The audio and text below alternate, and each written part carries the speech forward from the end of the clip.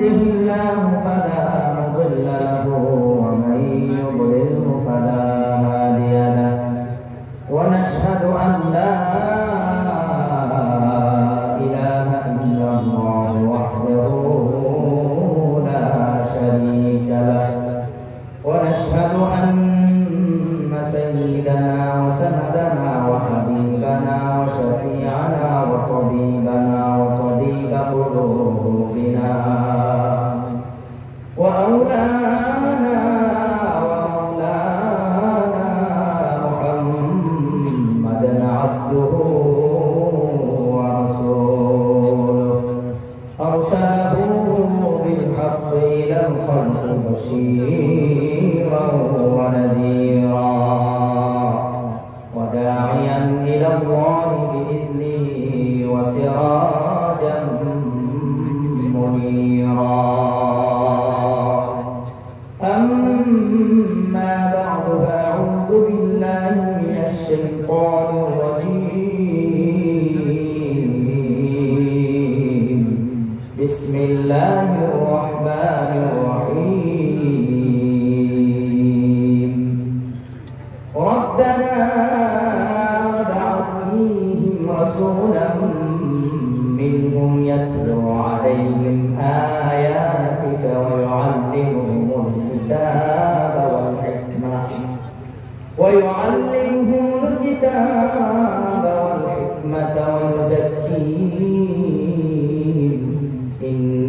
إنك أنت العزيز الحكيم.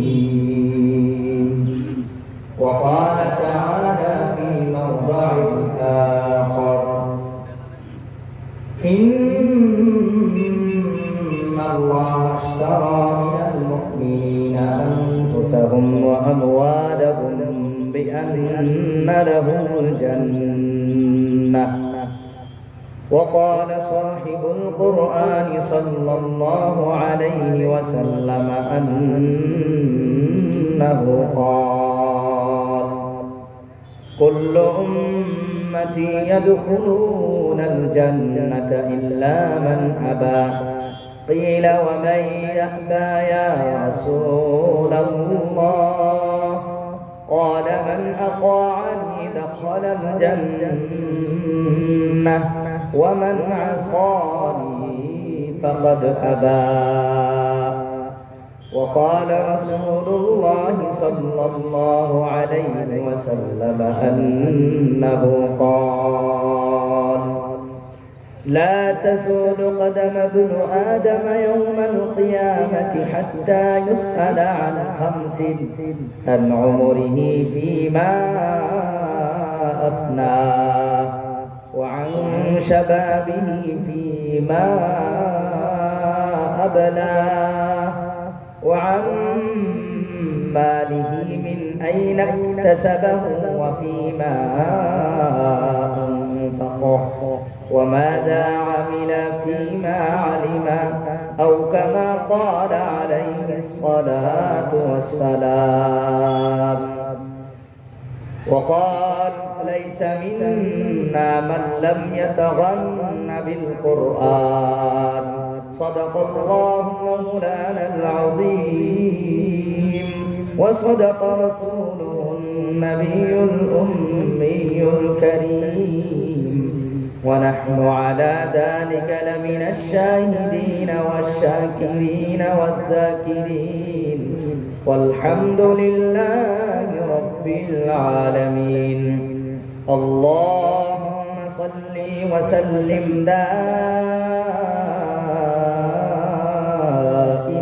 أبدا على حبيبك خير الخلق كلهم.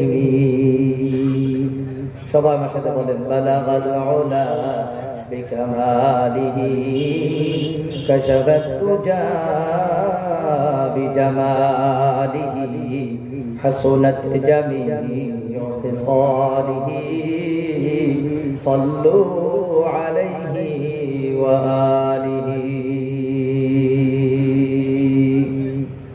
আমরা একটু জিকির করি: লা ইলাহা ইল্লাল্লাহ لا إله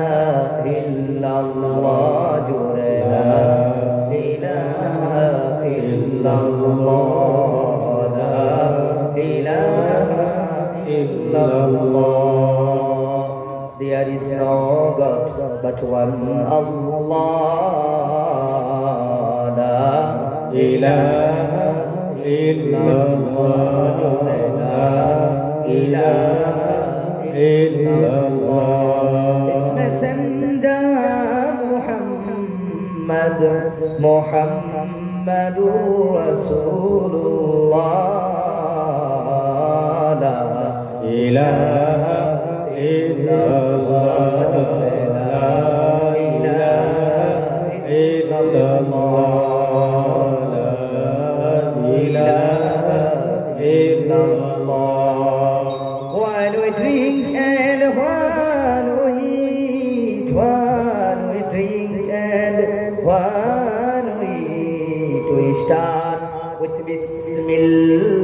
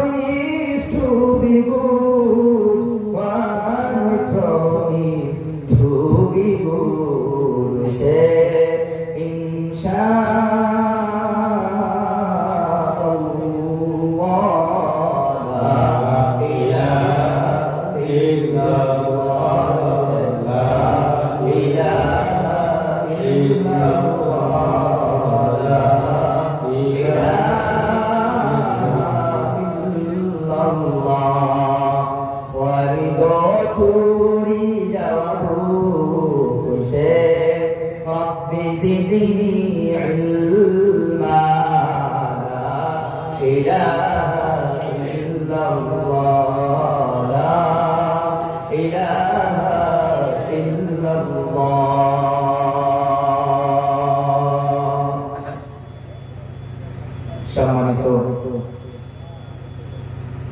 দারুল কোরআন মারিফারের উদ্যোগে আয়োজিত বিশাল ইসলামিক দ্বীনি মাহফিলের সেই সভা সম্মানিত যোগ্য নির্বাচিত শিক্ষিত সভাপতি সাহেব দামাত বরকাতুল আলিয়া,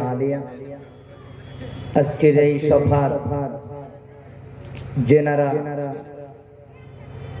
বক্তব্য দিয়েছেন এবং যেনারা এই মঞ্চে আছেন, আমার পরিচিত অপরিচিত সমস্ত হযরত হুজুর উলামায়ে কেরাম, আজকের এই সভার মুখ্য কারি হিসাবে যিনি এসেছেন সুদূর রাজস্থান থেকে জনাব কারি হেদায়েতুল্লাহ সাহেব দামাত বরকাতুল আলিয়া, আমার সম্মুখে বসে থাকা অতি শ্রদ্ধার সমতুল্য মুরব্বী বাবাজিরা, এতদ অঞ্চলের উচ্চ শিক্ষিত কলেজের টুকরা যুবক ভাইয়েরা, স্কুল কলেজ এবং মাদ্রাসার ছাত্রবৃন্দ এবং পর্দার আড়ালে বসে থাকা অতি আদরের স্নেহের মহাব্বতের সম্মানিতা পর্দানিসীন আমার মায়েরা এবং বোনেরা, আপনাদের সবাইকে জানাই আজকে একটি সুন্দর একটি মাহফিলের পক্ষ থেকে আন্তরিক মুবারকবাদ, ধন্যবাদ, স্বাগতম ও ওয়েলকাম, এবং জানাই অন্তরস্থল থেকে ইসলামিক গ্রিটিং ও স্যালুটেশন।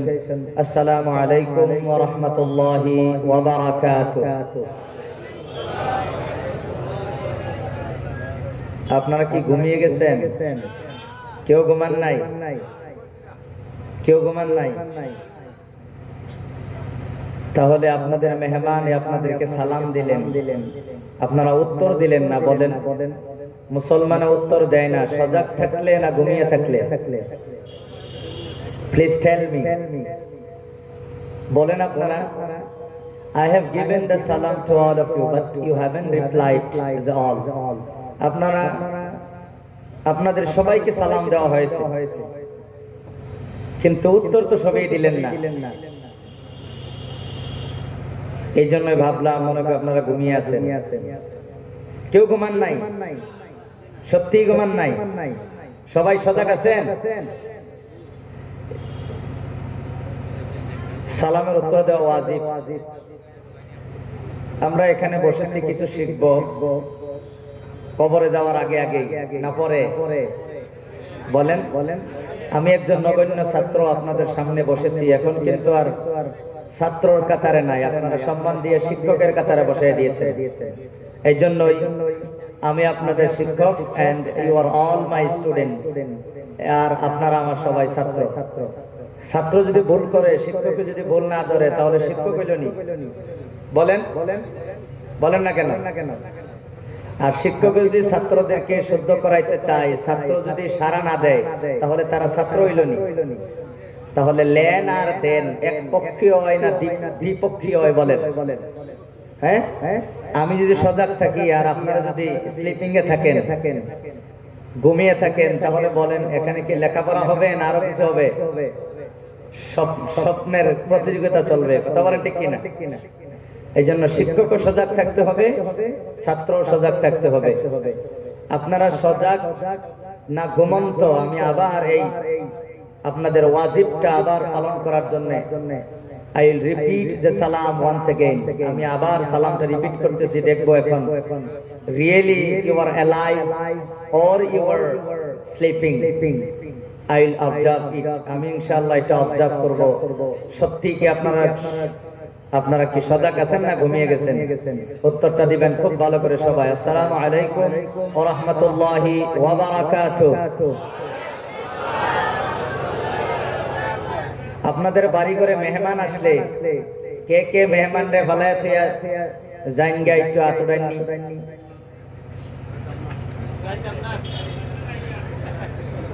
বুঝাচ্ছেন নি আগে? আচ্ছা, কেউ জান না?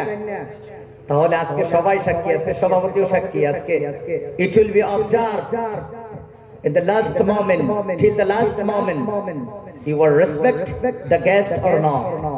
আপনারা আলোহী অতিথিদেরকে সম্মান করেন না ফালায়া যান গা? ইনশাআল্লাহ এটা দেখা যাবে। এখন তো বলতেন কেউ যাবেন না, আলহামদুলিল্লাহ, আমি খুশি হইলাম। এখন যদি চলে যান তাহলে খুশি হইব না বেজার হইব? বলেন। শিক্ষক যদি ছাত্রের প্রতি বেজার হয়, তাহলে তার ভবিষ্যৎ জীবন কপাল ভালো হইব না খারাপ হইব? ডেফিনেটলি খারাপ হইব। কথা বলেন ঠিক কিনা? বাপ যদি খারাপ থাকে তা ছেলে মেয়ের জীবন ধ্বংস। শিক্ষক যদি ছাত্রের দিকে নারাজ হয়, তাহলে তার সবকিছু ধ্বংস। কথা বলেন ঠিক কিনা? যাই হোক, যারা দাঁড়িয়ে আছেন, I humble request all of the young ministers to come under the pandal. আমার যুবক ভাইদেরকে দেখে আমার বড় কষ্ট হইতেছে, আপনারা যদি দয়া করে আসতেন। ইনশাআল্লাহ বেশি সময় আলোচনা করব না। শারীরিক মানসিক ভাবে আমি বড় আজকে ক্লান্ত এবং খুব খুব দুঃখ মনে আপনাদের আজকে এখানে বসেছি। আমি টোটালি আনফিট, তারপরে ইনশাআল্লাহ এত মহব্বত করে আপনারা বসেছেন। যত কষ্টই হোক না কেন, কিছু সময় আপনাদেরকে কোরআনুল কারীমের একটি আয়াত, দুইটি আয়াত এবং তিনটি হাদিস আমি আপনাদের সম্মুখে উপস্থাপন করেছি। কিছু আলোচনা করে ইনশাআল্লাহ বিদায় নিব। এই যে বাবা, এই যে মাদ্রাসার ছাত্র, এই যে এদিকে ওইদিকে শুনিয়ে যাও। অল্প আগেই তো কইছি কে কে ভালায়া হয়ে যাইবা। এই সময় সুযোগ গ্রহণ করো না, এখন খালি উঠতে দেন যে।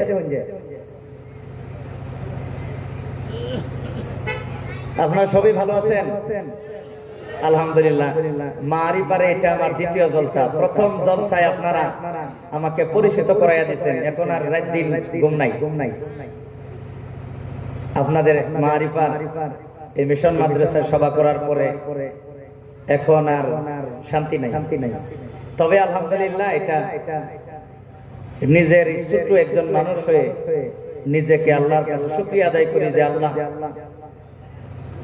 ইতিম নবীর উম্মতদের সম্মুখে আমার মতো নগণ্য একজন মানুষকে দ্বীনের আলোচনা করার জন্য আল্লাহ বসায় দিয়েছেন। এটাই হলো আমার একটা আশা, একটা উচ্চ আশা নিয়ে আমি বসেছি। আপনারা কেউ যদি একজন মানুষ যদি আমার দুই চারটা কথা শুনে যদি আমল করেন, কবরে শুয়ে শুয়ে এটাই আমি পাবো, আর কিছুই থাকবে না দুনিয়াতে। আর আপনারাও বসেছেন নবীহীন এতিম নবীর উম্মত হয়ে আপনারা বসেছেন যে নবী আজকে নাই, নবীর ওয়ারিসগণ আমাদেরকে কিছু বলবে, চিরস্থায়ী জীবনটা আমাদের সুন্দর হবে। এই জন্য বড় কষ্ট করে আপনারা খেতিবাতি, সারাদিন খেতিবাতি করে, কেউ কষ্ট করে কাজ করে, কেউ ব্যবসা বাণিজ্য ছেড়ে, কেউ লেখাপড়া ছেড়ে, কেউ সমস্ত কাজ ছেড়ে, অনেকে ব্যস্ততাপূর্ণ জীবন নিয়ে আপনারা এখানে বসেছেন। আল্লাহ তাবারক তাআলা আপনাদের সবাইকে, আল্লাহ আমি দোয়া করি আল্লাহ তাআলা তৌফিক দান করুন, বলেন আমিন। যাই হোক, আমি কোরআনুল কারীমের একটি আয়াত তেলাওয়াত করেছি, যে আয়াতটা আজ থেকে 4500 বছর আগে আমার এবং আপনাদের পিতা ইব্রাহিম, জাতির পিতা ইব্রাহিম আলাইহিস সালাম আল্লাহর কাছে দোয়া করেছিলেন যে আল্লাহ, ইব্রাহিম আলাইহিস সালামের দুইজন ছেলে, ইসহাক আলাইহিস সালাম এবং ইসমাঈল আলাইহিস সালাম। ইসহাক আলাইহিস সালামের লিঙ্কে ইসহাক আলাইহিস সালামের মানে বংশে অগণিত নবীগণ আল্লাহ তাআলা পাঠিয়েছেন, কিন্তু ইসমাঈল আলাইহিস সালামের বংশে আল্লাহ তাআলা আমাদের নবী ব্যতীত আর কাউকে পাঠান নাই। ইব্রাহিম আলাইহিস সালামের দোয়া করেছিলেন যে আল্লাহ, আমার ছেলে ইসমাঈলের বংশে এমন একজন নবী তুমি পৃথিবীতে পাঠাও, যেই নবী 4টি কাজ করে গোটা দুনিয়ার মানুষকে চিরস্থায়ী জীবনের সুখ শান্তি আর ভোগ বিলাস নিশ্চিত করার জন্য উনি আজীবন কষ্ট করে দুনিয়া থেকে বিদায় হবে, এমন একজন নবী আমার ইসমাঈল আলাইহিস সালামের বংশে আল্লাহ তুমি দান করো। আল্লাহ সেই দোয়া কবুল করেছিলেন।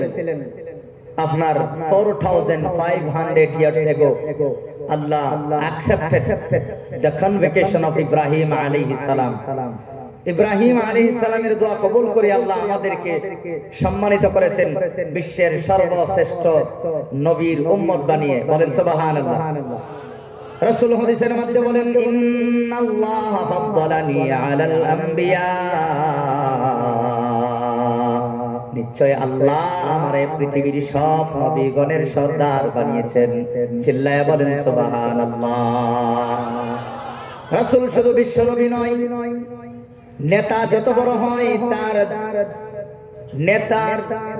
হয় নেতার তলে যারা থাকে তাদের পজিশন তত বড় হয়, কথা বলেন ঠিক কিনা? যত বড় নেতা তার পিয়েরও তত দাম হয়।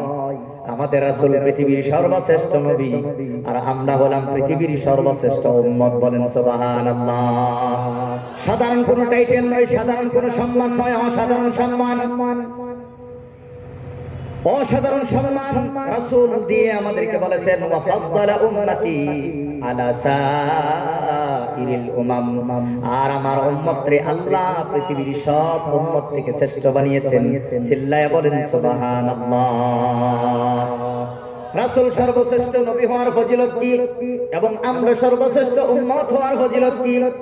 রাসূলের ফজিলত হলো সর্বশ্রেষ্ঠ উম্মত হওয়ার কারণে মরার পরে এই শ্রেষ্ঠ জীবন জান্নাতে জীবন, এই জান্নাতে আমাদের নবীর আগে পৃথিবীর আর কোন একজন নবীও জান্নাতে ঢুকতে পারবে না, বলেন সুবহানাল্লাহ। আর আমরা বিশ্ব নবীর শ্রেষ্ঠ উম্মত হওয়ার কারণে আমাদের ফায়দা হবে, আল্লাহ এই উম্মতের মানুষদেরকে জান্নাতে না ঢুকায়া পৃথিবীর আর কোন উম্মতকে জান্নাতে ঢোকার সুযোগ আল্লাহ দিবেন না, বলেন সুবহানাল্লাহ। তাহলে আমরা কি সাধারণ উম্মত না অসাধারণ উম্মত?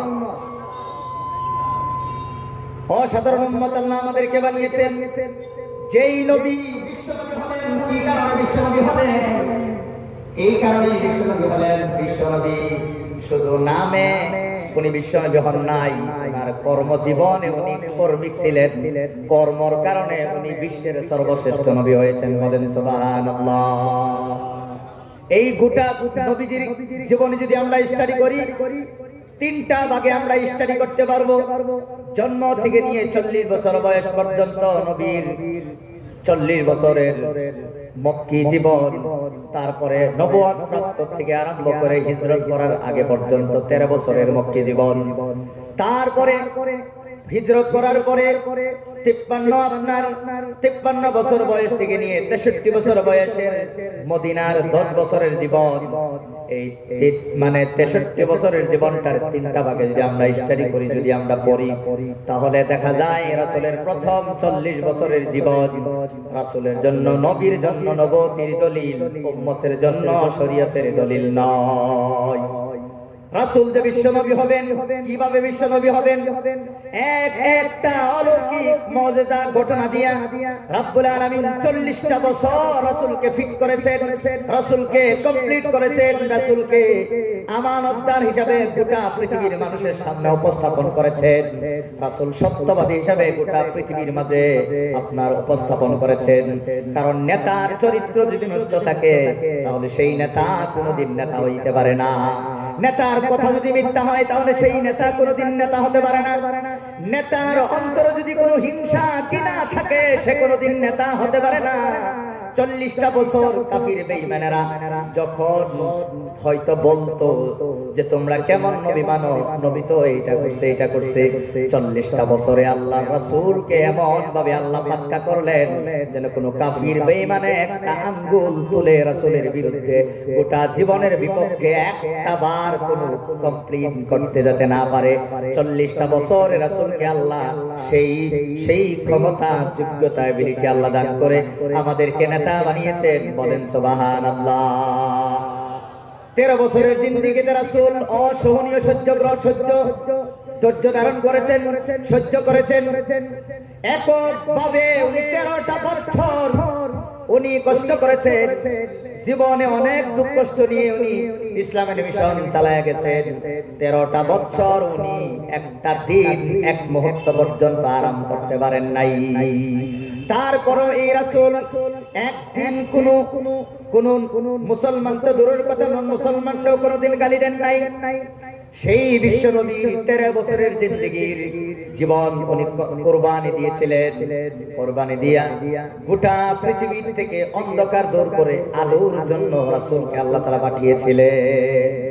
13 বছরের মদিনার জিন্দেগিতে রাসূল সর্বপ্রথম পৃথিবীর সর্বপ্রথম সংবিধান, লিখিত সংবিধান, পৃথিবীর সর্বপ্রথম সংবিধান মদিনা সনদ বানিয়ে 10 বছর পৃথিবীর সর্বশ্রেষ্ঠ রাজত্ব রাসূল এই দুনিয়া থেকে পালন করে দুনিয়া থেকে চলে গিয়েছিলেন। রাসূলের রাজত্বকালে একজন মুসলমান তো দূরের কথা, একজন ইহুদি, একজন নন মুসলিম, একজন মূর্তি পূজারী কোনদিন কোনো কষ্টের সম্মুখীন হইয়া তারা দুনিয়া থেকে যায় নাই।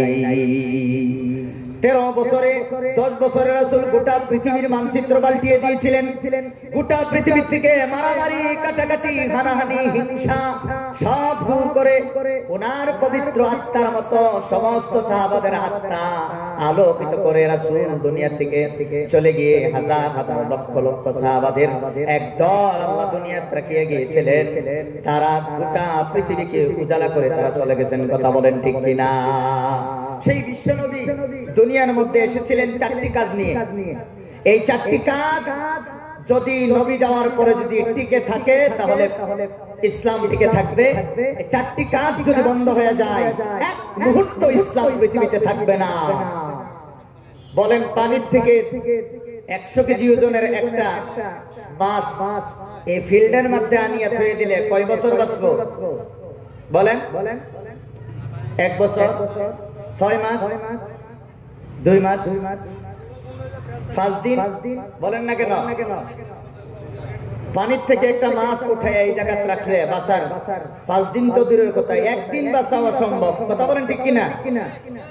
তাহলে একটা এত শক্তিশালী এক মাছ তার জায়গা থেকে সরাইয়া দিলে, তার খোরাক থেকে সরাইয়া দিলে যদি একটা দিন বাঁচতে না পারে, তাহলে ইসলামের রাসূল নিয়ে আসা 4টা মিশন যদি পৃথিবী থেকে ধ্বংস হয়ে যায়, তাহলে 1 সেকেন্ড পৃথিবীতে কোনো মুসলমান টিকতে পারবে না।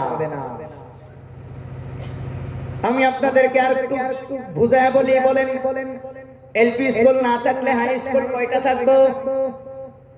বলেন, সবাই বলেন। এলপি স্কুল না থাকলে হাই স্কুল কয়টা থাকবে? একটাও না। হাই স্কুল না থাকলে কয়টা কলেজ থাকবে? কলেজ না থাকলে কয়টা ইউনিভার্সিটি পৃথিবীর মধ্যে থাকবে? বলেন, একটাও না। এখন আমাকে উত্তর দেন, হাই স্কুল ইউনিভার্সিটি আগে না কলেজ আগে? কলেজ আগে না হাই স্কুল আগে? হাই স্কুল আগে না এলপি স্কুল আগে? বুঝছেন তো? এলপি স্কুল না থাকলে হাই স্কুলের কোন চিহ্ন দুনিয়া থাকার উপায় নাই। বলেন ঠিক কিনা? এখন আপনারা বলেন মাদ্রাসা না থাকলে কয়টা মসজিদ থাকবো?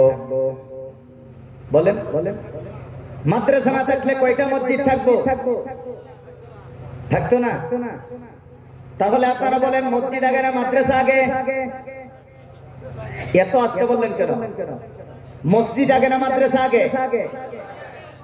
তাহলে আমরা কিন্তু সমাজে উল্টা করি, মসজিদ খালি বিল্ডিং হয়, সুন্দর হয়, আর মাদ্রাসার কোনো খবর নাই, মাদ্রাসা বন্ধ করে দেয়, কোনো আন্দোলন নাই। বাবা হাই স্কুল না থাকলে যদি কলেজ একটাও হাই স্কুল না থাকলে যদি একটা কলেজ না থাকে, তাহলে মাদ্রাসা না থাকলে তোমার মসজিদ কে চালাইবে? কে যাইবে মসজিদ? ছাগল কে যাইব? কারা পাইতেছ?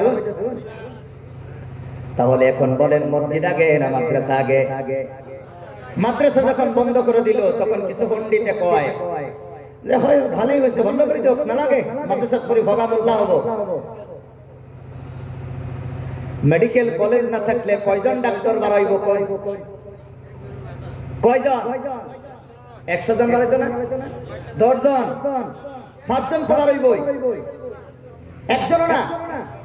মেডিকেল কলেজ না থাকলে যদি একজন ডাক্তার না বাড়ায়, তাহলে বেমার হইলে আপনার স্বাস্থ্যের কয়টা বাজবো? 12টা না 13টা? কন্যা কে 12-13টা বাজবো না? নাই। তাহলে এখন শরীরের স্বাস্থ্য ঠিক রাখবার লেগে হইলে মেডিকেল কলেজ রাখতেই হইব, এটা স্বাভাবিক। আমারও বেমার হইলে আমি ডাক্তারের কাছে যাইতেই হবে, আর ডাক্তার মাদ্রাসা পরে হয় না, মেডিকেল কলেজেই পরে হয়। তাহলে মেডিকেল কলেজ লাগবো না? নাই, লাগবো। এখন বলেন মাদ্রাসা পড়িয়া মুসলমান যেই ডক্টর হইল, এই ডক্টর যদি জাহান্নামের আগুন থেকে বাইসা জান্নাতের মধ্যে যাইতে চাই, তাহলে ওই ডাক্তারটার থেকে বড় ডাক্তারের কাছে গিয়ে মুরিদ হইব নাকি? না আলিমের কাছে আওয়ান লাগবো? আলিমের কাছে আওয়ান লাগবো না? নাই। অহন কোন মাদ্রাসা বন্ধ হয়ে গেলে কয়জন আলিম হইব? একজনও না। তাহলে যেই পণ্ডিতে কইছে মাদ্রাসা বন্ধ করে দিও, আলিম যদি একজন না থাকে, তাহলে তার ওলামানের বিয়া ভরাইব কে? হের মা বাবার বিয়া তো ভরাই দিছে, হ্যাঁ তো হইছে, তখন তার ওলামানের বিয়া কেন ভরাইব? এই পণ্ডিত মরে গেলে জানাজা কেটা ভরাইব? এই পণ্ডিত মরলে গোসল কেটা দিব? কেউ গোসল দিত না, কেউ জানাজার নামাজ পড়তো না, কেউ কবরস্থানে কবর দিত না, দাফন করতো না। বন্ধের মধ্যে পুরা বলদ মরে গেলে যেই দশা হয়, এই বলদের মতো তার অবস্থা হইব। কথা বলেন ঠিক কিনা? বুঝলেন নি? মেডিকেল কলেজ না থাকলে একটা ডক্টর হওয়ার উপায় নাই, ডক্টর না হইলে আমাদের বাঁচার উপায় নাই। ঠিক মাদ্রাসা না থাকলে আলিম হওয়ার উপায় নাই, আর আলিম না হইলে মুসলমান একজন থাকবে না, সমস্ত বেঈমান হয়ে দুনিয়া থেকে যাবে। কথা বলেন ঠিক কিনা? কেউ বিশ্বাস করে না তারা না করুক, আমরা তো হরকালকে বিশ্বাস করি, আমাদের তো মাদ্রাসার দরকার। কথা বলেন ঠিক কিনা? এই টুপিগুলা আসছে আপনার, এটা কার অবদান? মাদ্রাসার অবদান। মুখের মধ্যে দাঁড়িয়ে আসছে, কার অবদান? মাদ্রাসার অবদান। আজকে পাঞ্জাবিটা পরিয়ে আসছেন, কার অবদান? মাদ্রাসার অবদান। কোরআনটা তেলাওয়াত করতে পারেন, কার অবদান? ভাই মাদ্রাসার হুজুরদের অবদান, মাদ্রাসার অবদান। মরে যাওয়ার পরে কবরের মধ্যে গিয়ে যে ছেলেটা হাত উঠায় দোয়া করে, এটা কার অবদান? মাদ্রাসার অবদান। তবলিগ যে আপনারা করেন, এটা কার অবদান? মাদ্রাসার অবদান। খানকাতে চালান, এটা কার অবদান? মাদ্রাসার অবদান। তাকরীর করেন, তাফসীর করেন, কার অবদান? মাদ্রাসার অবদান। এই জন্য মাদ্রাসা বন্ধ হয়ে গেলে আর পৃথিবীর মধ্যে আল্লাহ আল্লাহ বলনেওয়ালা একজন মানুষও থাকবে না। কথা বলেন ঠিক কিনা? এই জন্যই মাদ্রাসা থাকলে দুনিয়া থাকবে, মাদ্রাসা থাকলে মানব জাতি এবং জীব জানোয়ার থাকবে। মাদ্রাসা না থাকলে আল্লাহ আল্লাহ থাকবে না। রাসূল বলেন আল্লাহ আল্লাহ না থাকলে দুনিয়াও থাকবে না। এখন বলেন দুনিয়া আগে না মাদ্রাসা আগে? বলেন না। আরেকটা আমাকে প্রশ্নের উত্তর দিন। মেডিকেল কলেজে কইরা ডক্টর হয়ে আপনার সেবা করব কতদিন? শ্বাস আপ ডাউন চলবো যতদিন ততদিন। কথা বলেন ঠিক কিনা? যেই দিন শ্বাস আপ ডাউন বন্ধ হয়ে যাবে এই দিন ডাক্তারি করব দূরের কথা, তার অবস্থাও কাহিল হয়ে যাইবে। কথা বলেন ঠিক কিনা? এই জন্যই ডাক্তারের ডক্টরি সেবা আপনি করতে পারেন জীবন থাকা পর্যন্ত, এবং জীবন মরে যাওয়ার পরে আপনার কোন বিদ্যা আপনার ফলপ্রসূ হতে পারে সেই বিদ্যাটা হলো ইলমে দ্বীন, সেটাই মাদ্রাসার মধ্যে দেওয়া হয়। একজন ডাক্তার সাহেব জাহান্নাম থেকে বাঁচতে হইলে দ্বীনি শিক্ষা লাগবে না? কই একজন মুসলমান ইঞ্জিনিয়ার জান্নাতে যাইতে হইলে মাদ্রাসার শিক্ষা ছাড়া যাওয়ার কোনো উপায় নাই। কারণ প্রাইমারি থেকে আরম্ভ করে ইউনিভার্সিটি পর্যন্ত কোন সিলেবাসে আল্লাহ রাসূল বলতে একটা টু শব্দ নাই। কথা বলেন ঠিক কিনা? আপনারা বলেন দুনিয়াতে আপনারা চিরদিন থাকবেন না কবরে দীর্ঘদিন থাকবেন? আচ্ছা, কবরে দীর্ঘদিন থাকবেন, আখিরাতে কি কয়েকদিন থাকবেন না চিরকাল থাকবেন? দুনিয়ার 2 দিনের এই দুনিয়ার জন্য যদি সকাল থেকে বিকাল পর্যন্ত মাথার গা পাওয়া হলায়া সব কিছু লাগে, নারী গাড়ি মেল ফ্যাক্টরি বাড়ি এডুকেশন শিক্ষা সব কিছু যদি 2 দিনের জন্য লাগে, তাহলে দীর্ঘদিন যে কবরে থাকবেন তার কারণে মনে হয় কিছুই লাগতো না। না লাগবো? কম লাগবো না বেশি লাগবো? আপনি যদি লক্ষ্মীপুর বেড়াইতে যান একদিনের লেগে যেই টেহা লইয়া যাইবেন 1 বছরের লেগে গেলে টেহা আরো কমায় লইয়া যাবেন না আরো বেশায়া কন্যা কে বেশাইলে যাবেন? তাহলে বাবা কবরে যদি দীর্ঘদিন থাকা আর দুনিয়ার লেগেই সব কামাই করে থাকি, কবরে লেগে কিছুই না, তাহলে আসলেই আমরা সাধারণ পাগল না সিরিয়াস পাগল? সাধারণ না সিরিয়াস? হ্যাঁ, সাধারণ না সিরিয়াস পাগল, এটা বাস্তব। বাবা কত মানুষের জানাজা তুমি নিজে করেছো তার কোনো হিসাব নাই, কত মানুষকে কান্দ করিয়া তুমি কবরের মধ্যে থই আইছো তার হিসাব নাই। এই দৃশ্যটা আপনার আমার হবে বাবা আর বেশি দিন নাই। এসো রে মুমিন, এসো রে মুমিন, পড়রে কুরআন, সময় কিন্তু আর বেশি নাই। অন্ধকার কবরে পুরাণ কোরআন সারা গেলে কোনো উপায় নাই। এসো রে মুমিন, পড়রে নামাজ, সময় কিন্তু আর বেশি নাই। অন্ধকার কবরে নামাজ সারা গেলে কোনো উপায় নাই। কথা বলেন ঠিক কিনা? এই জন্যই রাসূল যে 4টা মিশন নিয়ে এসেছিলেন, এই 4টা মিশন আমরা আজকে শুনবো। মাদ্রাসা সম্পর্কে আজকে মাহফিল হয়েছে, আজকে মাদ্রাসার আধার শিলা স্থাপন করা হয়েছে, মাদ্রাসার একটা ফাউন্ডেশন করা হয়েছে। মাদ্রাসার জরুরত বর্তমান আমাদের আছে না নাই? থাকলে কতটুকু জরুরি আমি কিছু আলোচনা করি, ইনশাআল্লাহ আমি শেষ করবো। আমার ভাইয়ারা, আমার বন্ধুরা, আপনারা বলেন বিয়া শাদী ছাড়া সন্তান জন্ম দেওয়া হালাল না হারাম? বাবাজিরা উত্তর দিলেন সত্য, কিন্তু সবাই তো মাদ্রাসা পড়েন নাই, কোরআন তো সবাই পড়েন নাই। উত্তর দিলেন সত্য, কই পাইলেন? কোথায় পাইলেন? যদি জেনারেল শিক্ষিত বাবা হয়ে থাকেন তাহলে আপনাদের জেনারেল সিস্টেমে তো বিয়া ছাড়া সন্তান জন্ম দেওয়া হারাম কথাটা একবারে প্লে নার্সারি থেকে আরম্ভ করে ইউনিভার্সিটি পর্যন্ত কোন সিলেবাসে তো লেখা নাই। লেখা নাই, উত্তর দিচ্ছেন সুন্দর কইরা, করতে হয় লেখো। মাদ্রাসা তো সবই পড়ছেন না, তারপরও সুন্দর উত্তর দিলেন। বোঝা গেল কোরআন না বললে কি কোরআনের সওয়াব কমসে কম লাগছে। আলেম ওলামাদের কাছে আয়া আয়া নাকি, আর নয় মুরব্বিদের কাছে হইনা হইনা নাকি, আর নয় তবলিগও গিয়া গিয়া নাকি। জেনতি শুনুন, অবদান কিন্তু মাদ্রাসা, অবদান মাদ্রাসা। বিয়া শাদী ছাড়া সন্তান জন্ম দেওয়া হারাম। মাদ্রাসার শিক্ষা যদি না থাকতো তাহলে একজন মানুষও জানতো নি যে বিয়া শাদী ছাড়া সন্তান জন্ম দেওয়া হারাম। জানতো নি, জানতো নি? না জানলে কি হইতো? ইহুদি খ্রিস্টানদের দেশের মতো হইতো। আজকে আপনি চলে যান, সেখানে গিয়া দেখবেন ইহুদি খ্রিস্টানদের দেশে বিয়া ছাড়া সন্তান জন্ম দেওয়া হারাম নয়, তাদের আইনে সেটা বৈধ। এই জন্যই 60-70% মেয়েরা বিয়া শাদীর আগেই সন্তানের মা হয়ে যায়। এই সন্তান গুনার রেজিস্ট্রেশন করা হয় বাবার নামে নয়, মায়ের নামে। বার্থ সার্টিফিকেটও বাপের নাম নাই, মার নাম আছে। কারণ কি? এই বাচ্চা তার বাপকে জন্ম দূরের কথা, বাচ্চা যেই মার পেটের থেকে হয়েছে এই মাই জানি না তার জামাই কেনা। কারণ এই মহিলা একদিন এক পুরুষের সাথে রাত্রে সময় কাটাইছে জঙ্গল, আরেকদিন আরেক পুরুষকে লইয়া সময় কাটাইছে ক্লাবে, আরেকদিন আরেক পুরুষ লইয়া সময় কাটাইছে হোটেলে, আরেকদিন আরেক পুরুষ লইয়া সময় কাটাইছে আপনার পার্কে, আরেকদিন আরেক পুরুষকে লইয়া সময় কাটাইছে আপনার রাস্তাঘাটে। কোন দিন কোন পুরুষের মাধ্যমে তার পেটের মধ্যে সন্তান আসলো, শিশু সন্তান জানবে দূরের কথা, তার মায়ও জানে না। এই জন্য অফিসাররা খুব ভালো বুঝছে, সন্তান কার এটা আমি জানি না, তবে তোর পেটের থেকে যেহেতু হয়েছে তুই সন্তানের বাপ, তুই সন্তানের মা।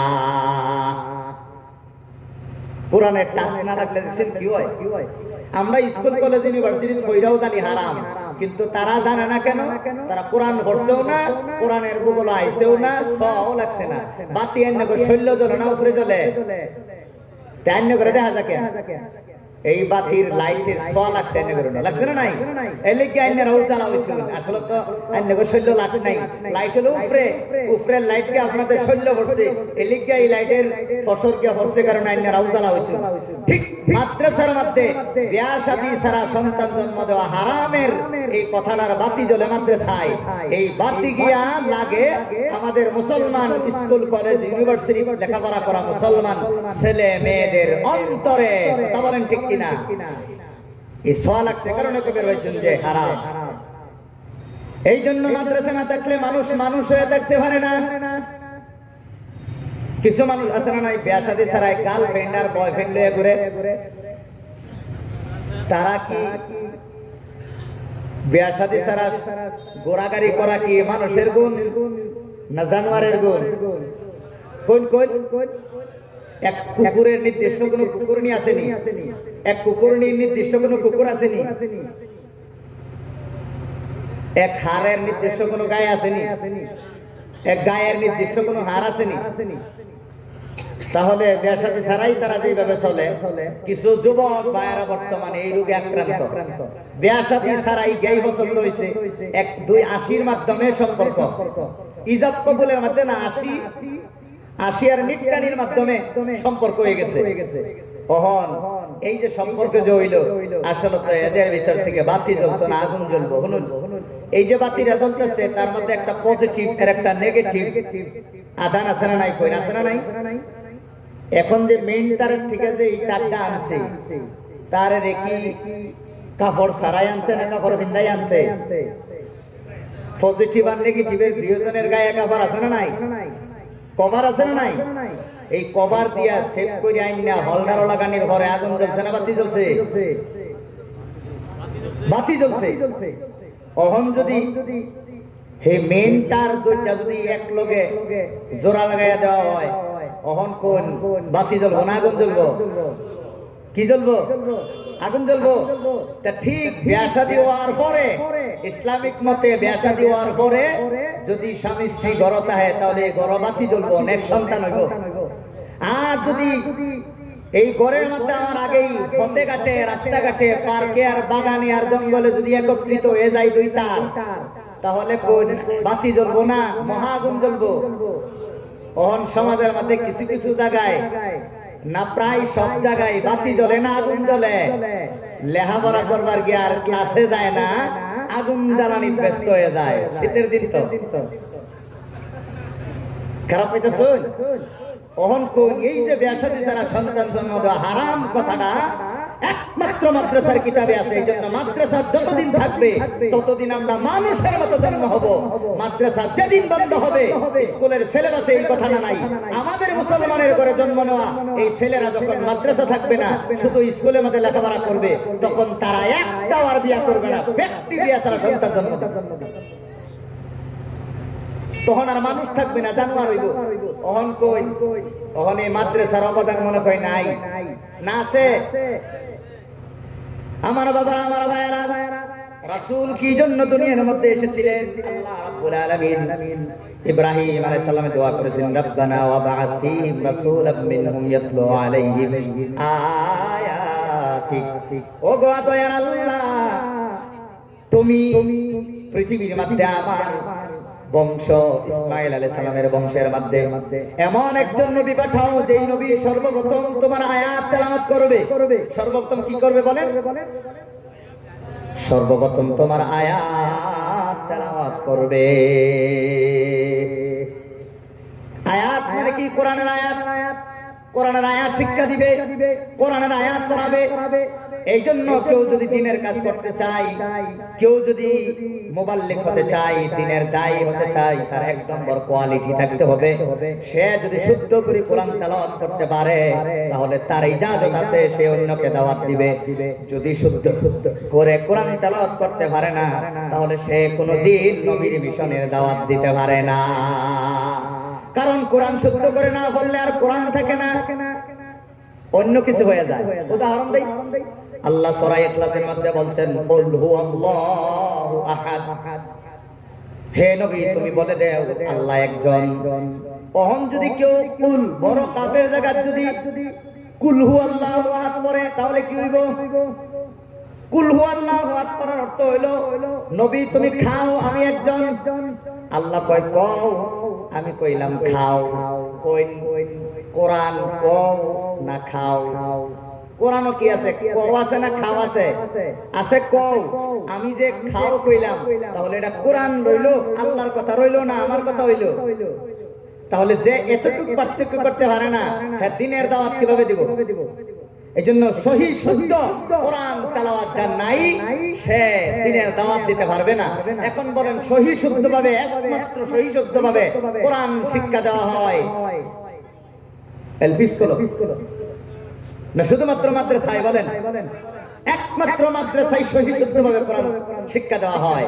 রাসূলের প্রথম মিশন যদি বাস্তবায়িত করতে হয় তাহলে আমাদের লাগবে মাদ্রাসা, অন্যথায় আল্লাহর কোরআন কোরআন থাকবে না, কোরআন থাকবে না, অন্য কিছু হয়ে যাবে। এই জন্য রাসূল সর্বপ্রথম কোরআনের তেলাওয়াত করতেন। এই তেলাওয়াত শুনে শুনে অনেক মানুষ মুসলমান হয়েছেন, অনেক দ্বীনের মুসলমান হয়েছেন। কোরআন আরবি ভাষাভাষীর মানুষ শুনে শুনে অনেকেই মুসলমান হয়ে গেছে। কোরআন তেলাওয়াত শুদ্ধ করার পরে রাসূল 2 নম্বর আর একটা দায়িত্ব দিয়ে আল্লাহ তাআলা পাঠিয়েছিলেন, সেটা হলো ওয়ায়ুআল্লিমুহুমুল কিতাব। উনি কিতাব শিক্ষা দিবেন। কিতাব মানে আল কিতাব মানে আল কোরআন। কোরআন শিক্ষা দিবেন, কোরআনের ব্যাখ্যা, বিশ্লেষণ, তাফসীর, কোরআন টোটালি আপনাদেরকে বুঝাইয়া দিবেন। আল্লাহ রাব্বুল আলামিন কোরআনের মধ্যে যা বলেছেন আপনাদেরকে তা বুঝাইয়া দেওয়ার জন্যই রাসূল দুনিয়ার মধ্যে এসেছিলেন। কথা বলেন ঠিক কিনা? কিতাবুল্লাহ বোঝানোর জন্য আল্লাহ রিজালুল্লাহ দিয়েছিলেন।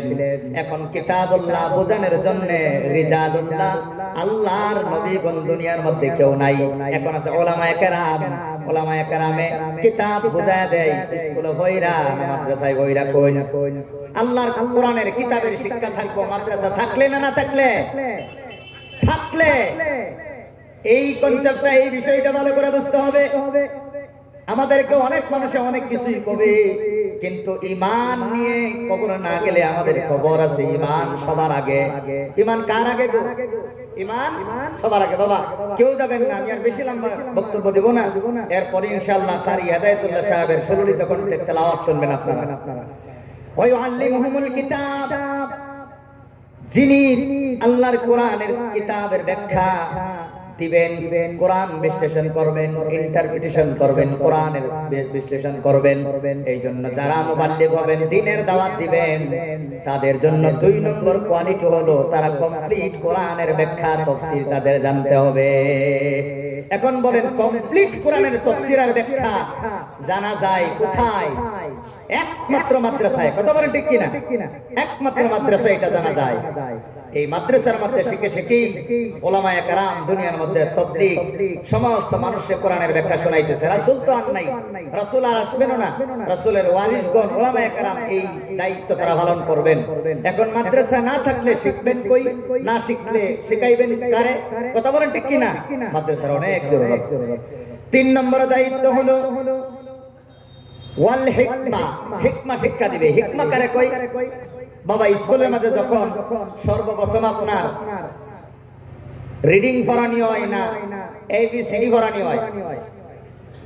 এবিসিডি পড়ানির মাঝে আস্তে আস্তে প্রথমে ওয়ার্ড, বাদে সেন্টেন্স, বাদে সিম্পল সেন্টেন্স, বাদে কমপ্লেক্স সেন্টেন্স, এগুলা কম্পাউন্ড সেন্টেন্স, এগুলা পড়াইতে আপনার সমস্ত noun, pronoun, adjective, verb, adverb, preposition, conjunction, interjection, এইগুলা আপনার পড়ানি হয় কিনা বলেন? হয় কিনা?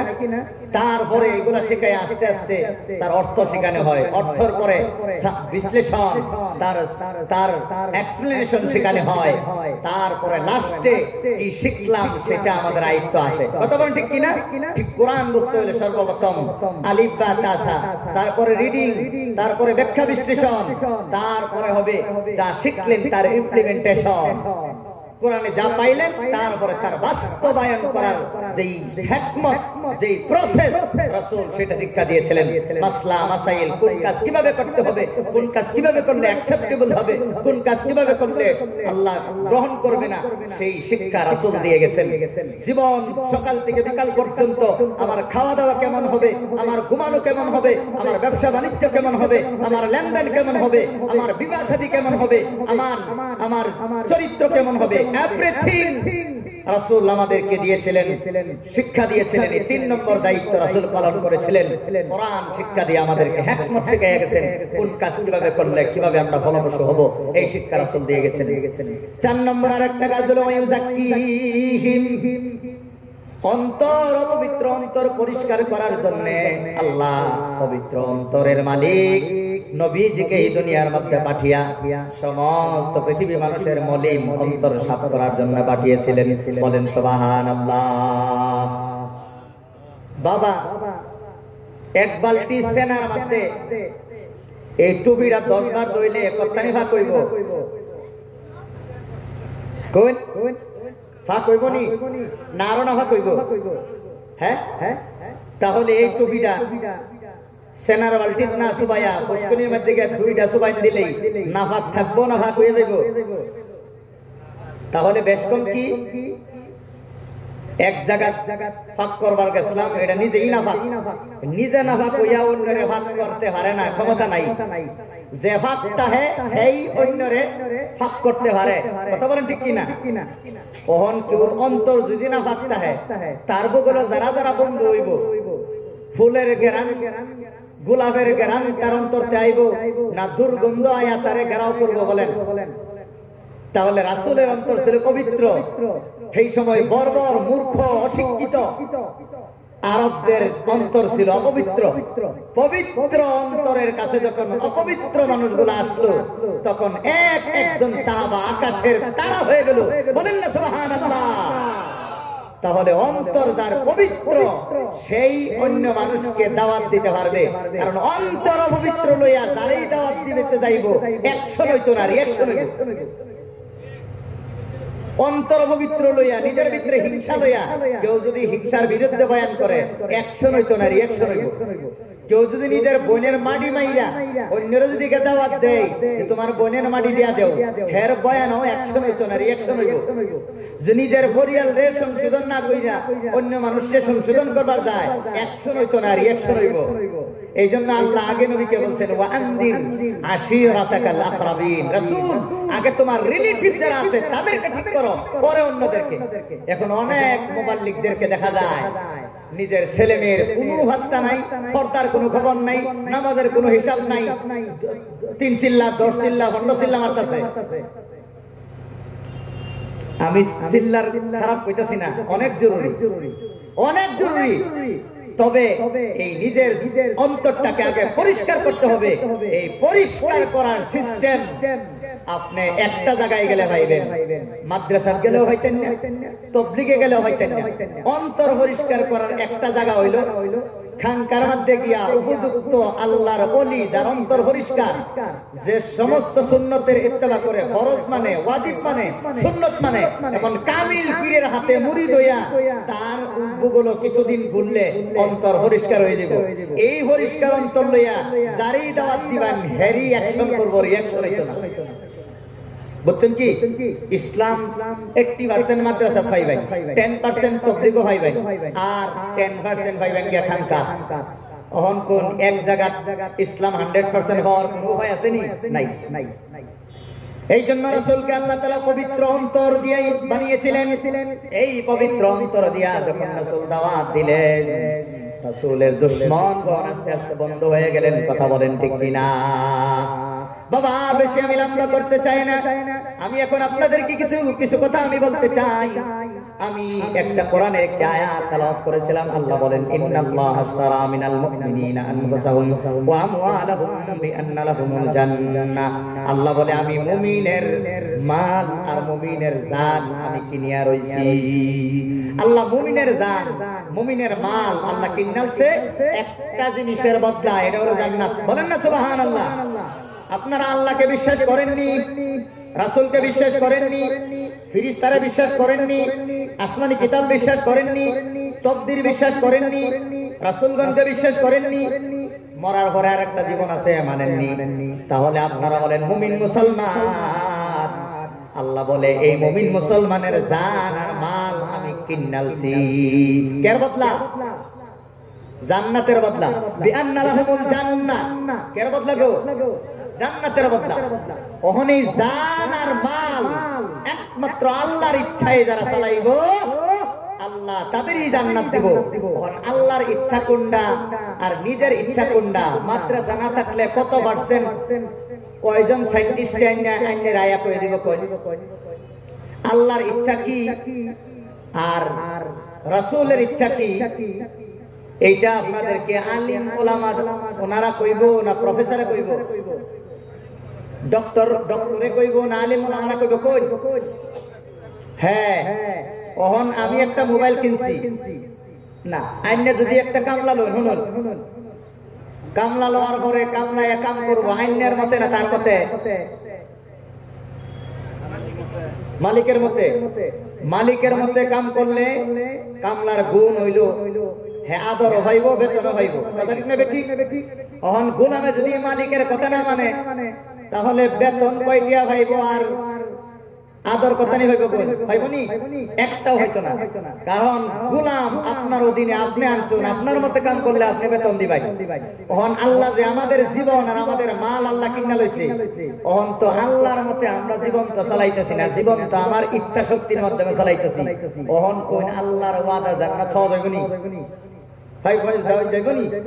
এই আল্লাহর ইচ্ছা কি এটা জানার জন্য কোরআন লাগবো।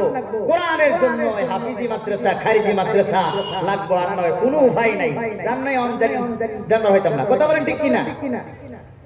এই জন্য আমার ভাইয়ের, আমার বন্ধুরা, রাসূল আরো হাদিসের মধ্যে বলেন, কুল্লু উম্মতি ইয়াদখুলুনাল জান্নাহ ইল্লা মান আবা। নবী বলেন আমার সব উম্মত জান্নাতে যাইব, যারা অস্বীকার করে তারা জান্নাতে যাইতো না। নবীজি জিজ্ঞেস করা হলো, ইয়া রাসূলুল্লাহ ওয়া ইয়া বা ইয়া রাসূলুল্লাহ, কে তোমাকে অস্বীকার করে, আপনাকে অস্বীকার করে? তখন নবীজি কইল, মান আফানি দাখালাল জান্নাহ, যারা আমাকে মানে তারা জান্নাতে যাবে। ওয়া মান আফানি ফাকাদ আবা, যারা আমারে ফলো করে না তারাই হবে জাহান্নামী। ওহন রাসূলের এতাত কি? এই কথা হাদিস ছাড়া জানার উপায় আছে নি? ওহন হাদিস কি স্কুলে পড়ায় না মাদ্রাসা পড়ায়? রাসূল বলতেছে প্রত্যেক উম্মত জান্নাতে যাইব, কিন্তু যারা অস্বীকার করে তারা যাইতো না। অস্বীকার কেডা করে? যারা রাসূলকে মানে তারা জান্নাতে যাইব, যারা মানে না তারাই রাসূলকে অস্বীকার করে। ওহন আপনি দেশের সংবিধান মানবেন না জান্না, না জান্না জানার পরে তো আমরা মানা। ওহন আমাদের ইসলামের, আমাদের জান্নাতে যাওয়ার সংবিধান হলো কোরআন। তখন এই সংবিধান জানার মাদ্রাসা ছাড়া আর কোনো উপায় নেই বাবা। এই জন্য এই মাদ্রাসা শেষ হয়ে গেলে আমরা শেষ। কবরে গিয়ে দোয়া করার মতো, হাত ওঠানোর মতো একজন মানুষ আর পৃথিবীতে থাকবে না।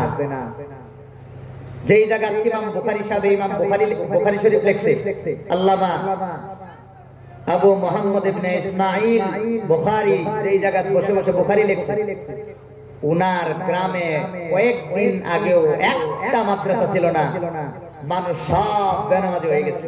এখন আবার লাহে লাহে আস্তে আস্তে নামাজি হইতেছে।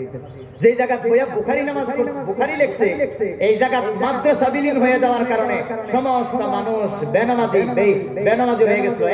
একজন মানুষ নামাজি ছিল না। কয়েকদিন আগে রিপোর্ট, এখন আস্তে আস্তে আবার নামাজি হইতেছে। বাবা, মাদ্রাসা যদি বন্ধ হয়ে যায় সব কিছু শেষ, আর কিছুই থাকবে না। এই জন্য আমার বাবারা, আমার ভাইয়েরা, এই মাদ্রাসা টিকানোর দরকার আছে না নাই? দরকার আছে না নাই? মাদ্রাসা দুনিয়ার মধ্যে না থাকলে মরণকালেও গতি নাই। মরণের সময় ইমান না লয়ে গেলে জান্নাত পাওয়া যাবে নি ভাই? তাহলে ইমান যেই জায়গায় প্র্যাকটিস করানি হয়, এই জায়গাটা হলো একমাত্র মাদ্রাসা। কথা বলেন ঠিক কিনা? এই মাদ্রাসা সারা ইমান বাঁচানোর কোন রাস্তা নাই। মরণের পরে, কবরে যাওয়ার পরেও মাদ্রাসা ছাড়া কোনো গতি নাই। মাদ্রাসার মধ্যে লেখাপড়া কইয়া যখন আপনাদের ছেলে মেয়ে বিসমিল্লাহ কইব, লগে লগে রব্বুল আলামিন কবরে আযাব মাফ করে দিব। বলেন না সুবহানাল্লাহ? এই জন্য আমার বাবারা, আমার ভাইয়েরা, আজকে এই যুবকদেরকে আমি একটা উদাহরণ দিতে যাব। যুবক ভাইয়েরা, আজকে আপনাদের গ্রামের মধ্যে একটা নতুন মাদ্রাসার আধার শিলা স্থাপন করা হয়েছে। আমি মেহমান আপনাদেরকে বলিয়া যাই, মাদ্রাসাটা যদি আপনারা কমপ্লিট করতে পারেন, সুন্দর করতে পারেন, বানায় যদি যাইতে পারেন, বাবা গো, এই মাদ্রাসা যতদিন থাকবে, যত ছাত্ররা এই মাদ্রাসার মধ্যে লেখাপড়া করবে, যত আলিম হবে, তারা গোটা পৃথিবীর মধ্যে তাবলীগের মাধ্যমে, ওয়াজের মাধ্যমে, তাফসীরের মাধ্যমে যত দ্বীনের কাম তারা করবে, সবাই মিলিয়া পাইব যত পুরস্কার, মরার পরে আপনারা একা একাই পাইবেন তত পুরস্কার। বলেন না সুবহানাল্লাহ? এই মাহফিল কায়েম করার জন্য, এই মাদ্রাসার জন্য যারা যারা আপনারা রিসিভ করছেন, যারা প্রতিশ্রুতি দিয়েছেন এই মাদ্রাসাকে উন্নত করবেন, বাবা গো, আমি মুসাফির মানুষ, আর জীবনে কোনদিন আপনাদেরকে বলতে পারবো বলে আমার জানা নাই, আমার বিশ্বাস নাই। কোন দিন না জানি আমি কবরে চলে যাই, তবে একটা কথা বলিয়া যাই, নবী আর জীবনে কোনদিন আপনাদের মধ্যে আসবেন না। নবী বিহীন এই পৃথিবীর মধ্যে নবীর মিশনটা চালানোর জন্য একমাত্র চালিকা শক্তি হলো আপনার পাওয়ার হাউস, হলো মাদ্রাসা। মাদ্রাসা যদি বন্ধ হয়ে যায়, ইলেকট্রিসিটির পাওয়ার কন্ট্রোল যদি, পাওয়ার হাউস যদি বন্ধ হয়ে যায়, একজন মানুষও আর আপনারা ইলেকট্রিসিটি পাবেন না। এমন ভাবে যদি মাদ্রাসা বন্ধ হয়ে যায়, ইসলামের নাম গন্ধ পর্যন্ত আপনারা দুনিয়ার মধ্যে দেখতে পাবেন না। সব বিলীন হয়ে যাবে, সব বেঈমান হয়ে কিয়ামতের দিন তারা বেঈমান হয়ে উঠবে। আমার ভাইয়েরা, আমার বন্ধুরা, এই যুবকের মাধ্যমে ইসলাম প্রতিষ্ঠায় যুবকদের ভূমিকা অসাধারণ। কোন বৃদ্ধ মানুষে ইসলাম প্রতিষ্ঠা করতে পারে নাই, অতীতেও পারে নাই, এখনো পারবে না, ভবিষ্যতেও পারবে না। ও যুবক ভাইয়েরা, তোমরা যদি সঠিক হও, তাহলে পৃথিবীর মধ্যে এমন কোন কাজ নাই যেটা তোমরা করতে পারবা না। রাসূল সব সময় যুবকদেরকে মহব্বত করতেন, রাসূল যুবকদেরকে ইজ্জত দিতেন। একদিন একজন যুবক রাসূলের সামনে আসার পরে রাসূল উনার চাদরটা দিলেন, ও সাহাবা, তুমি চাদরটা বেঁচে তুমি পাও। তখন চিল্লাইয়া বলে, ইয়া রাসূলুল্লাহ, আমি দুনিয়া থাকতে চাদরটা লইয়া রাসূলের চাদরটা চুমা দেওয়া আরম্ভ করে দিয়েছে, যে আপনার চাদরে বসার যোগ্যতা রাসূল আমার হয় নাই।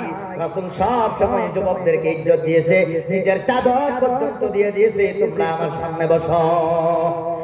আমার ভাইরা, আবু বকর যেদিন ইসলাম গ্রহণ করেন, ওনার বয়স বেশি ছিল না, ওনার বয়স ছিল 36 বছর। 36 বছর বুড়া মানুষটাকে না যুবক মানুষ বলেন।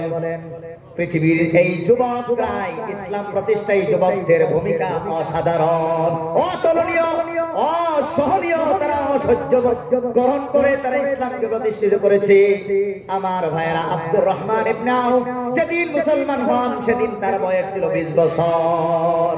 20 বছরের যুবক ইসলাম কবুল করে তারা ইসলামের মিশন চালিয়েছে। আলী রাদিয়াল্লাহু তাআলা যেদিন ইসলাম গ্রহণ করেন, ওনার বয়স ছিল শুধুমাত্র 8 বছর। আপনারা জানেন আলী রাদিয়াল্লাহু তাআলা আনহুর মাধ্যমে আল্লাহ কত ইসলামকে কত উপর নিয়ে গেছে। ওমর রাদিয়াল্লাহু তাআলা যেদিন মুসলমান হয়েছেন, ওনার বয়স 30 এর বেশি ছিল না। 30-এর তলেই ওনার বয়স ছিল। আমার বাবারা, আমার ভাইয়ারা, এই যুবকরা ইসলামকে প্রতিষ্ঠিত করেছে। আজকে আমাদের যুবকগুলা আজকে তারা চতুর্দিকে মানে তাদের ধ্বংসের শিকার। যুবকদের হাতে আজকে একদল মানুষের ডাক তুলে দেয়, একদল মানুষের মত তুলে দেয়। যেই যুবকরা তাদের ইমানি শক্তির বলে ইসলাম গোটা পৃথিবীর মধ্যে চালু করেছিল, সেই যুবকরা আজকে মদ খাওয়ায়া তাদের জীবন ধ্বংস করতেছে, ডাক খাওয়ায়া তাদের জীবন ধ্বংস করতেছে। রাসূল হাদিসের মধ্যে বলেছেন, ইবতানিম খামসান ক্বাবলা খামসিন, পাঁচটা জিনিস হারাইবার আগেই তোমরা গনিমত সমঝো। রাসূল হাদিসের মধ্যে বলেন যে তোমার যে শাবাবিকা ক্বাবলা হারামিক, তুমি বৃদ্ধ হওয়ার আগেই তোমার যৌবনটারে কাজে লাগাও। এই যৌবন কাজে লাগায় যদি ইসলাম প্রতিষ্ঠা করে যাইতে পারো, মাদ্রাসা যদি প্রতিষ্ঠা করে যাইতে পারো, বাবা বৃদ্ধ হওয়ার পরে হাঁটু ধরবে, কোমরে ধরবে, পিঠে ধরবে, আর কাজ করতে পারবা না। আল্লাহ দয়াল, আল্লাহ তোমারে যৌবন কালে করা কামের পেনশন বৃদ্ধকালে দিয়ে দিবে। বলেন না সুবহানাল্লাহ। ও আমার বাবাজিরা, একজন যুবকের ঘটনা বলি, তারা কিভাবে ইসলাম প্রচার করেছে একটু শুনুন না আমার ভাইয়ারা। আজকে যুবক ইসলামের দিকে নাই, ইসলাম থেকে দূরে সরে গেছে। আমার ভাইয়ারা, ইসলাম যুবকদের ছাড়া কোনোদিন পৃথিবীর মধ্যে টিকবে না। আব্দুল উজ্জা নামে এক ইহুদির ছেলে, উনি রাসূলের খবর পায়া মনে মনে ইসলামে ভালো লাগে। ছোট সময় ওনার বাবা মারা যায়, চাচা ভাইলা বড় করছে।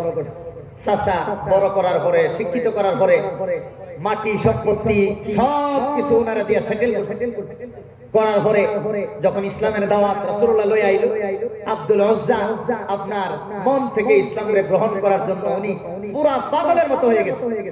একদিন চাচার কাছে গিয়ে আর সহ্য করতে পারে নাই, বলল, চাচা তুমি মুহাম্মদ নামে একজন মানুষ নবী দাবি করতেছে, আপনি কি চিনেন? হ্যাঁ আমি চিনি। যে আমি তো ধর্ম ইসলামের মধ্যে আমি মুসলমান হতে চাই।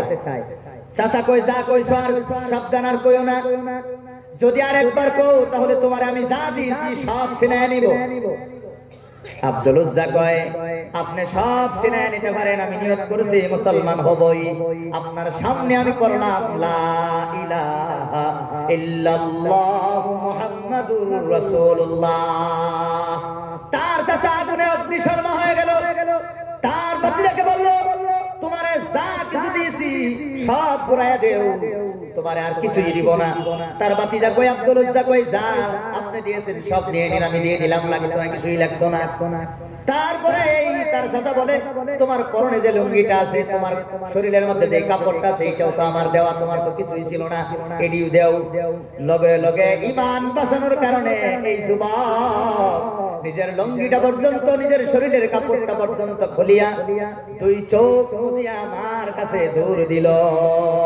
মায়ের অবস্থা দেখিয়া দুই চোখ এইভাবে হাত দেওয়া বন্ধ করে বলে, আব্দুল উজ্জা তোর কি হয়েছে, কেন এই অবস্থা হয়েছে? বলেন, মা ঈমান আমার কারণে আমার চাচা সব আমার ছিনিয়ে নিয়ে গেছে। মাগো, তোমার কাছে যদি কোনো বস্ত্র থাকে একটু বস্ত্র দেও না। মা তখন ছেলের এই অসহনীয় মানে কষ্ট দেখিয়া একটা কম্বল তারা দিয়ে দিল। এই কম্বলটা দুই টুকরা করে আটুর উপরে এই তার লজ্জাস্থানটা ডাকিয়া তাদের মধ্যে সিরা কম্বলটা নিয়া এই আব্দুল উজ্জা মক্কা থেকে একটা দৌড় দিয়া মদিনার মধ্যে গিয়া হাজির হইয়া মসজিদে নববীর আসহাবে সুফার মধ্যে গিয়া তাকি লইল। এই জায়গার মধ্যে বসে বসে চোখের পানি ফেলায় রাসূলুল্লাহ সাল্লাল্লাহু আলাইহি ওয়াসাল্লাম তখন দেখলো একজন মানুষ পাটা কম্বল পরিধান করে বসে আছে। জিগাইল, তুমি কে, কই থেকে এসেছো? বলল, ইয়া রাসূলুল্লাহ, ঈমান আনার কারণে সব হারাইছি, মক্কা থেকে এসেছি, আমার নাম হলো আব্দুল উজ্জা। রাসূল লগে লগে বললেন, তোমার নাম আব্দুল উজ্জা না, তোমার নাম হলো আব্দুল্লাহ। লগে লগে সাহাবায়ে কেরামদেরকে নবী নির্দেশ দিলেন, এই আব্দুল্লাহকে তোমরা মুহাব্বত করো, ইসলামের জন্য সব ছাড়িয়ে দিয়েছে, আজকে তার কিছুই নাই, তার কাছে একটা টাকা পর্যন্ত নাই, একটা কাপড় পর্যন্ত তার কাছে নাই, তোমরা এই আব্দুল্লাহকে তোমরা সম্মান দাও, ইজ্জত দাও। আমার ভাই, আমার বন্ধুরা, কয়েকদিন পরে এই আব্দুল্লাহ আসহাবে সুফফার মধ্যে বসে বসে কোরআন জোরে জোরে তেলাওয়াত করে। বাকি সাহাবায়ে কেরাম রাসূলকে কমপ্লেইন করলো, ইয়া রাসূলুল্লাহ, আব্দুল্লাহ বড় জোরে জোরে কোরআন তেলাওয়াত করে, আমাদের কষ্ট হয়। রাসূল বললেন, তারে পড়তে দেও, তারে মানা করিও না। কোরআন সে জোরে পড়ে, ভিতরে ঈমানের খুশির কারণে আল্লাহকে শোনার জন্য সে জোরে জোরে কোরআন তেলাওয়াত করে। তারে তোমরা বাধা দিও না, তারে কোরআন তারে পড়তে দেও। হুনাইনের যুদ্ধে যখন রাসূল ডাক দিলেন, কার কি আছে সবাই তোমরা যাও দান করো। সমস্ত সাহাবায়ে কেরাম যার যার সামর্থ্য অনুযায়ী সবাই দান করলো। উসমান গনি রাদিয়াল্লাহু তাআলা সমস্ত সম্পত্তির 4 ভাগের 1 ভাগ দান করে দিল। আমার ভাইয়েরা, আমার বন্ধুরা, আর উমর রাদিয়াল্লাহু তাআলা 2 ভাগ করে 1 ভাগ দান করে দিল। আবু বকর রাদিয়াল্লাহু তাআলা ঘরের মধ্যে কিছুই রাখলেন না, একটা সুই পর্যন্ত আনিয়া রাসূলের সামনে সব হাজির করে দিল। এই সময় আব্দুল্লাহ গিয়া রাসূলের কাছে কান্দিয়া কয়, ইয়া রাসূলুল্লাহ, কত মানুষে কত কিছু দিল, আমার কাছে কিছুই নাই, আমি কিছুই দিতে পারলাম না। ইয়া রাসূলুল্লাহ, আপনি আমার দোয়া করেন যেন আমি এই যুদ্ধের মধ্যে গিয়া আমার এই রক্ত আমি আল্লাহকে দিয়া শহীদ যেন হয়ে যাই। কারণ আমার কেউ নাই, কিছুই নাই, এই দুনিয়া থাকিয়া আর আমার কোনো লাভ নাই।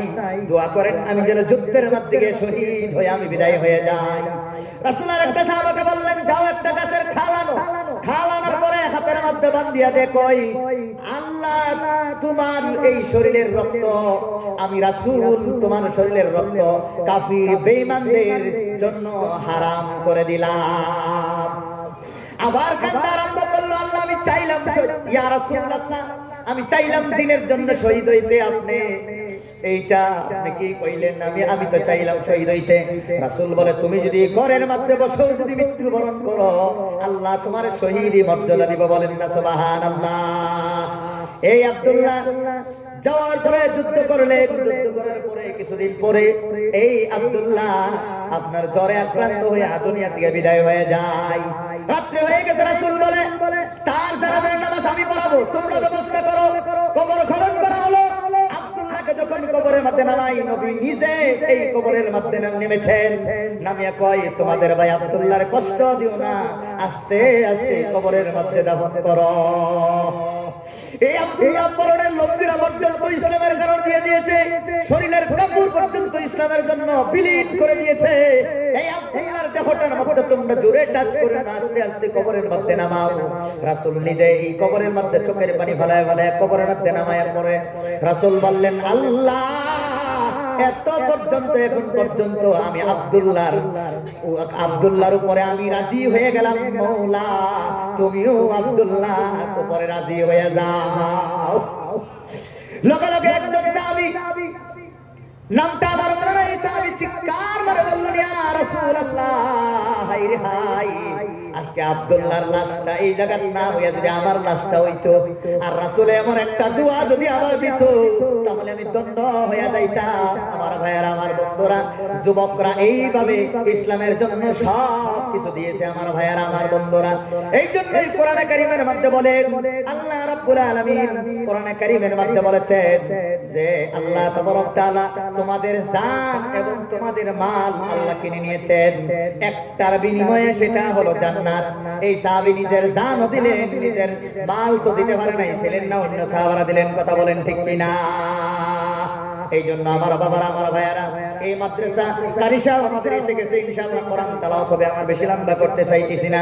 এই মাদ্রাসার জন্য যারা যারা প্রতিষ্ঠিত দিয়েছেন, প্রতিশ্রুতি যারা দিয়েছেন, আমার ভাইয়ারা, ইনশাআল্লাহ কে কে জান্নাতের রাসূলের সাথে জান্নাতে কে কে থাকতে চান, হাতটা একটু উঁচু করেন। ভাই আমার, আমি মুসাফির মানুষ, আল্লাহর একটা ডাক দিয়া বলি, আল্লাহ গো, আল্লাহ যে মানুষগুলো মাদ্রাসার খাতিরে এখানে বসেছে, শুধু মাদ্রাসার খাতিরে নয়, তোমার কোরআন বাঁচানোর খাতিরে এই জায়গার মধ্যে তারা বসেছে, রব্বুল আলামিন তুমি কিয়ামতের দিন এই কোরআনের সুপারিশ প্রত্যেকজনকে আল্লাহ তুমি নসিব করে। বলেন আমিন।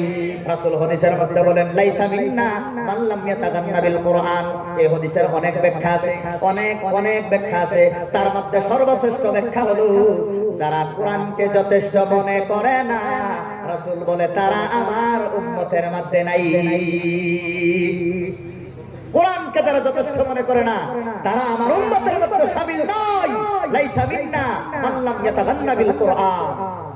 আমার ভাইয়েরা, আমার বন্ধুরা, এই মাদ্রাসাটা বানানোর জন্য আপনাদের হতে পারে আপনাদের নিজের কষ্টের মেহনতের পয়সা এখানে খরচ করতে হবে, নিজের জান দিতে হবে, নিজের মাল দিতে হবে। এই কোরআনকে যদি টিকায় রাখতে পারেন ভাইয়েরা আমার, কবরের মধ্যে কেউ না গেলেও কোরআন আপনার পাশে থাকবে না নাই? বলেন থাকবে না নাই? সূরা মুলুক চললে আসার বাদে তেলাওয়াত করে এই সূরা মুলুক মানুষের আকৃতি ধারণ করে তার এই মুর্দার হিতানের মধ্যে মাথার সামনে মাথার মধ্যে কিয়ামত পর্যন্ত বসে বসে প্রোটেকশন দিবে। বলেন সুবহানাল্লাহ। আমার ভাইয়েরা, আমার বন্ধুরা, এই জন্য আজকে যুবকদের কাছে আমার একটা অনুরোধ, যুবক জান দিয়েছেন, মাল দিয়েছেন, এই জন্য আপনারা ইনশাআল্লাহ যারা যারা প্রতিশ্রুতি দিয়েছেন সবাই ইনশাআল্লাহ এই মাদ্রাসা কত ফুট লম্বা বানাবেন? 80 ফুট লম্বা। 80 ফুট লম্বা। কয়টা? তিনতলা ফাউন্ডেশন। কোড়া কয়টা? 30টা। আমার ভাইয়েরা, আমার বন্ধুরা, এই মাদ্রাসাটা তিনতলা ফাউন্ডেশনের একটা মাদ্রাসা প্রস্তুত করা হবে আপনাদের এই জায়গায় ইনশাআল্লাহ। এই মারিফার থেকে কত মানুষ এখন পর্যন্ত হাফিজ হয়েছে, এই মারিফারের সুনাম কিন্তু অনেক আছে। যেই জায়গা যায় এই জায়গাতে আপনারা জুরিয়া কইলে চিনে না, অনেক মানুষের জুরিয়া কইলে চিনে না, কিন্তু মারিফার মিশন কইলে আলিম ওলামারা এবং হুফাজানে কেরামের কাছে অপরিচিত নয়।